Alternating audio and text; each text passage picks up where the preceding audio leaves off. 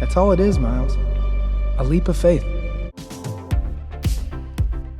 Hey, welcome to ScreenCrush, everybody. I'm Ryan Airy, and this is all the Easter eggs, references, and little things that you might have missed in the first full trailer for Spider-Man Across the Spider-Verse Part 1. So we get a bit of this cool opening scene where Miles is talking to his mother. We've seen that since the first movie. He may be a better Spider-Man, but he's still a teenager who's having a hard time adapting to this new life. There's a rift growing between him and his family because they don't know about his double life, and he's probably missing Gwen and his spider friends. And also, he's still haunted by the death of his Uncle Aaron. Remember, his Uncle Aaron was a supervillain, and Miles watched him die, but he can't tell anyone about that. So he's essentially dealing with his Uncle Ben trauma all by himself. Now, it's interesting to see this movie is focusing on his relationship with his mother instead of the first movie, which focused on his dad. And we see bits of this reflected throughout the trailer that I'm going to talk about in just a bit. And then we intercut with some flashbacks from the first movie, as the Sony logo does that static blip that goes in and out of reality that we saw all through the first film. Notice that briefly here, the Columbia lady is fully animated like a Disney character, a really cool signal that throughout this movie we're going to be diving into way different genres than we saw in the first film. And those flashbacks do include Stan Lee in one of his last cameos before he passed away. Now, this opening monologue does establish Miles' relationship with his mom and his current state of mind, but also he's not like the young kid that we met in the first movie. He's growing up. He's probably like a junior or a senior in high school at this point.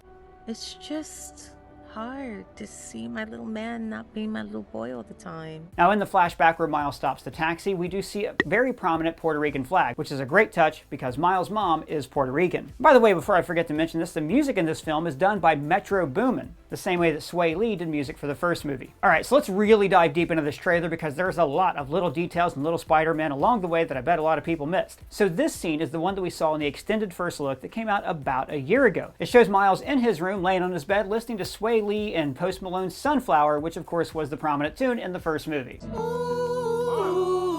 Kick-ass tune.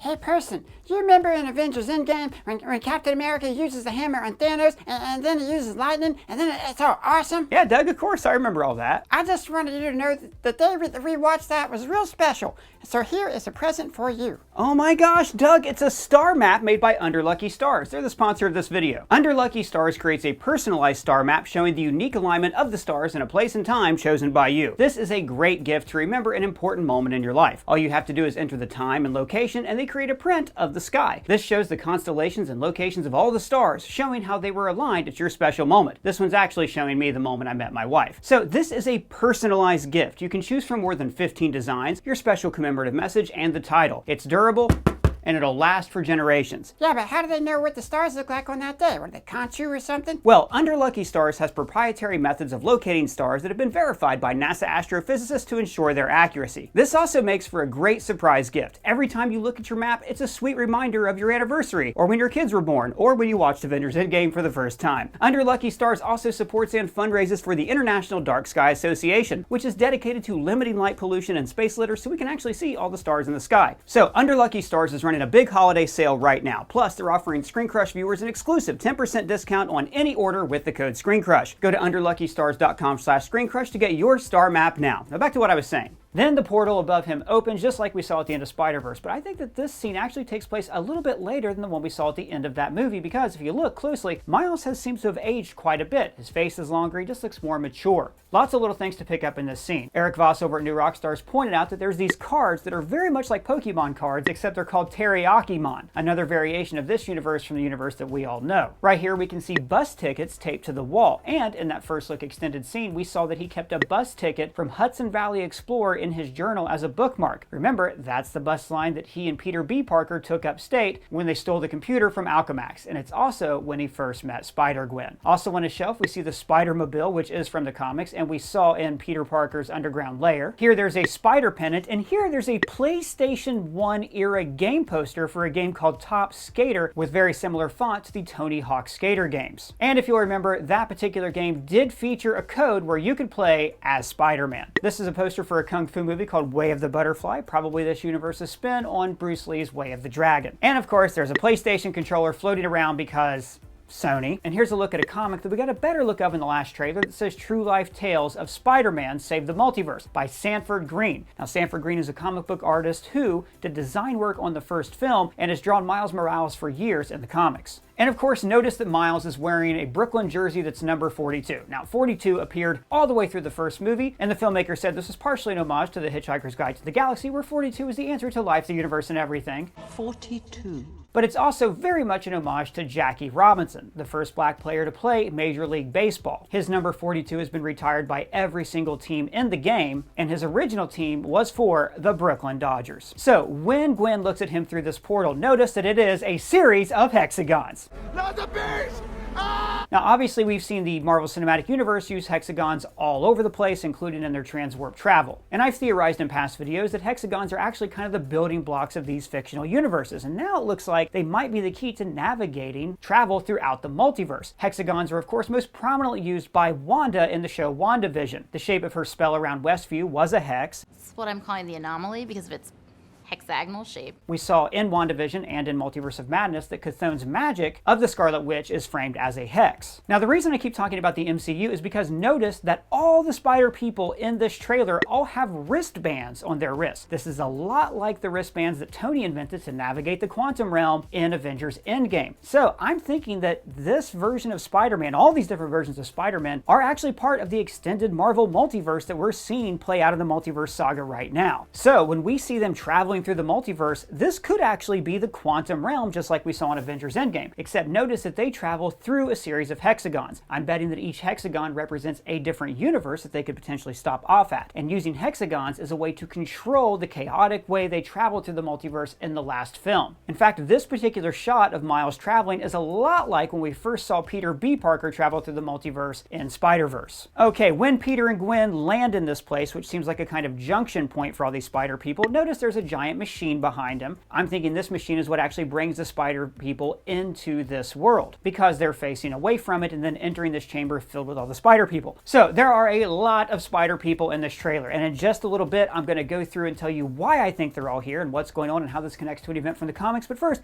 let's list some of these guys. We see the classic black suit symbiote Spider-Man with a little bit of an extension of the white down to the bottom of the suit. This Spider-Man is actually wearing like a sports Leatherman jacket, which makes me think that this guy is like what if Flash Thompson became Spider-Man. This is the Future Foundation Spider-Man suit from when he joined the FF recently in the comics, and there's 3 different armored Spider-Man suits that we see in this trailer. The Silver Mark I suit was from Web of Spider-Man number 100, and we also saw it in the original Spider-Verse crossover on the TV show from the 1990s. This Mark II suit is from a run in the comics called No One Dies, where basically Peter got tired of so many people dying under his watch, so he invented this ultra bulletproof armor to make sure nobody ever suffered that fate again. Also, it's when he briefly didn't have his spider sense, so he needed a little bit more protection from bullets and other attacks. And this Mark III suit was created by Peter when he worked at Horizon Labs. Remember, we briefly saw Horizon Labs in the movie Morbius. And he invented this suit to fight the Sinister Six. Right here we see the PS4 Advanced suit from the Insomniac game. This to me looks like the original Iron Spider suit from the comics event Civil War. So this cop Spider-Man, I'm pretty sure is from the comic book Earth X, where basically everybody on planet Earth got superpowers, so former heroes like Spider-Man retired to more normal jobs. In Peter's case, he gained a little bit of weight and became a cop. So this Spider-Man with like the steampunk legs, this is actually Lady Spider-Man from a comic when Aunt May was Spider-Man back in the 19th century. It's great. I highly recommend you read it. This redheaded Spider-Man is actually Mary Jane Watson, when she became the hero Spinnerette from the Renew Your Vows comic, and this girl is their daughter Annie. Right here we see what I believe is the suit from Spider-Man Far From Home. This guy is Manga Spider-Man from the Marvel Mangaverse. This is the Spider-Man negative suit from that same Insomniac game, and this is actually my favorite one in the trailer. This is Baghead. So when Spider-Man had the black symbiote suit, it was evil, it was taking over his body, so he went to the Fantastic Four for help, and Reed Richards is like, that's not a suit, that's an alien. So he used a sonic gun to like get the symbiote off of him and trap it, but it left Peter naked because the suit actually provided him with underwear. So Johnny Storm, as a prank, gave him a Fantastic Four suit, but then gave him a bag to wear on his head to protect his identity, because even the Fantastic Four didn't know who Spider-Man really was back then. So then Spidey had to web sling home in this ridiculous looking suit. Later in the trailer, when Miles Miles is running from all the spider people, we actually see him grab Baghead's head and then just twist the bag over so he can't see to get him to fall behind. Right here, this is Wolf Spider-Man, who I think is the one from Earth 7085. This is a reality where a lot of the heroes became like these super hungry werewolves. They ate like a lot of other heroes. They actually ended up eating Galactus. It's a really fun read. But let's rewind a bit to when Peter B. Parker joins the cast and he's carrying an empty baby Bjorn, implying that things are going great with him and Mary Jane. Also looks like he's lost a little bit of weight. And we get this really sweet scene of Miles and Gwen sitting upside down together. Notice how her ponytail is floating up. This is like mirroring the shot where Miles first jumped off the building that was reversed to show him ascending to the role of Spider-Man. In this case, it's showing us that these two share a very special thing in common, and that is their powers and responsibility. And then we get Spider-Woman, voiced by Issa Rae. This character is great. Here we see her fighting some kind of weird sketch version of the Vulture, and I'm pretty sure she's playing the version of Spider-Woman who is Jessica Drew, who is a badass in the comics. She's a S.H.I.E.L.D. agent and a superhero, and somebody I totally want to see in a live action movie separate from all of this. And then we get to see him, one of my all-time favorite comic book characters, Spider-Man 2099. Who do you think you are?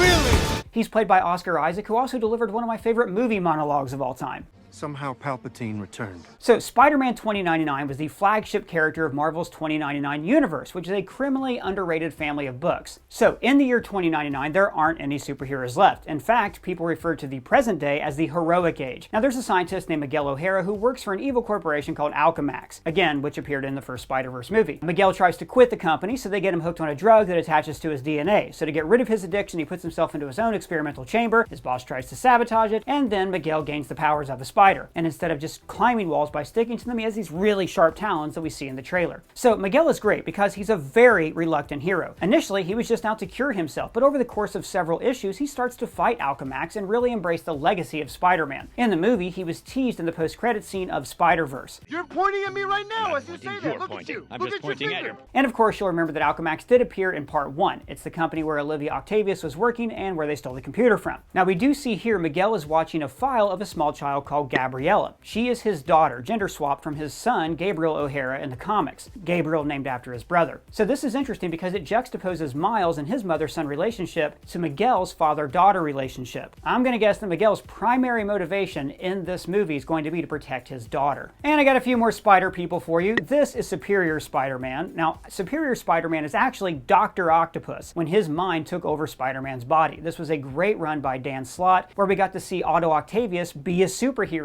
And he was obviously a lot more violent than Spider-Man. He was harder on criminals, and he basically turned New York City into a police state. Now, during the event called Spider-Geddon, which I'm going to talk about in just a second, Doc Ock actually led this team of spider people because he felt that he was the only one who was capable of leading them in such a crisis. Here's a fun Spider-Man that's wearing a business suit with a matching spider tie, and then we see Miguel watching this vast web of different spider holograms connect. I think this is an exposition scene that's explaining all these different spider universes to him and the threat that they're about to face. So when Miles is running from everybody, notice that at times different characters like stay still for a couple frames. We're showing this to you one frame at a second right now. In the first movie, Miles was actually shot at a lower frame rate than Peter B. Parker for when he was learning to web sling. This showed Peter's movements as looking like more jerky, more unpracticed, and less smooth than the person who'd been Spider-Man for like 20 years up to that point. In this case, I think it's showing that these are different people from different realities and they're kind of out of joint with each other. A few more Spider-Man. This looks like Ben Reilly, aka the Scarlet Spider. This is Spider-Man Unlimited, and this six-armed spider here could be Tarantula, who is a clone of Spider-Man Unlimited. Then we get this shot of Gwen. It looks like it's rendered with colored pencils, like a drawing in his sketchbook, with like a little bit of fabric around her ear. And we see Gwen here in an action shot saving an airplane. And then Miguel chases Miles down this roadway, which we saw in the first trailer. Now this roadway is actually in the year 2099. The writing in Spanish that overarches the road says follow the speed limit, and in the previous first look we were able to see Alchemax underneath it because Alchemax is the private industry that builds and maintains all things like roads, railroads, stuff like that in the future. I love here the little details about how when you freeze frame it, you can see that here it says different colors for them to fill in, almost like these are artist notes on a storyboard or on a rough draft of a comic issue. Another cool detail is how Spider-Man 2099 shoots energy for webs to show just how advanced and futuristic he is. So one thing I really love about this trailer is we don't see much of the plot. All we know is that he reunites with Gwen and these other Spider-Men are after him. I'm betting they could also be in the future of 2099, which is why Miguel O'Hara is chasing after miles on this road. But we don't even see the main villain of this movie, who is called the Spot. Actually, he's not just the villain of this movie. The filmmakers have confirmed that the Spot is actually the villain of Spider-Verse 2 and 3. The Spot? Who's that? Well, in the comics, he was created by Al Milgrom and Herb Trimpe. He was a scientist named Dr. Jonathan Owen who worked for the Kingpin. Now, the Kingpin was trying to replicate the powers of the hero Cloak, and Cloak had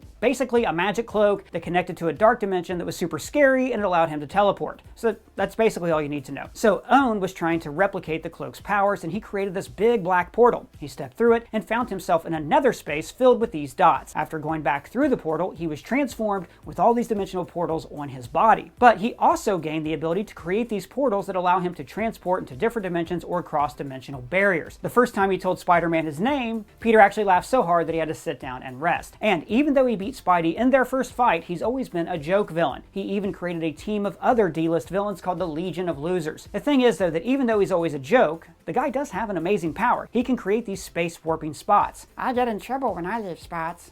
So Spider-Verse is going to expand this power to allow him to open portals into other dimensions. And in these movies, he's voiced by Jason Schwartzman. So there's a few Spider-Men that we didn't see in this trailer that were hinted at in the first one. The last trailer showed us some Sanskrit, which is a hint that we'll get to see Pruvi Prubakar. In the comics, he is the Indian version of Spider-Man. And there's this great part of Spider-Geddon where he tells our Peter that he's worried that he's just a knockoff Spider-Man. It's very touching. And the original teaser showed us Spider logos that were hints about Cindy Moon, aka Silk, would appear in the movie. Also the Japanese Spider-Man from the 1970s. And like I said earlier, Ben Reilly, the Scarlet Spider. So another one we don't see in this trailer is Spider-Punk, played by Daniel Kaluuya. Now this character's real name is Hobie Brown, who was the original Prowler in the comics. So in Miles' universe, the Prowler was a villain, his Uncle Aaron. Now Spider-Punk first appeared during the Great Dan Slott Spider-Geddon event, and I think this is what this movie is going to be based on. In this comic, a group of bloodthirsty villains are hunting down spider totems or spider heroes in different realities. They kill these spider totems for food and for sport. Now some of these murders are just brutal. Like they killed that Spider-Man from the Hostess ads from the comics and the one from Spider-Man and His Amazing Friends. Firestar, flame that thing, fast!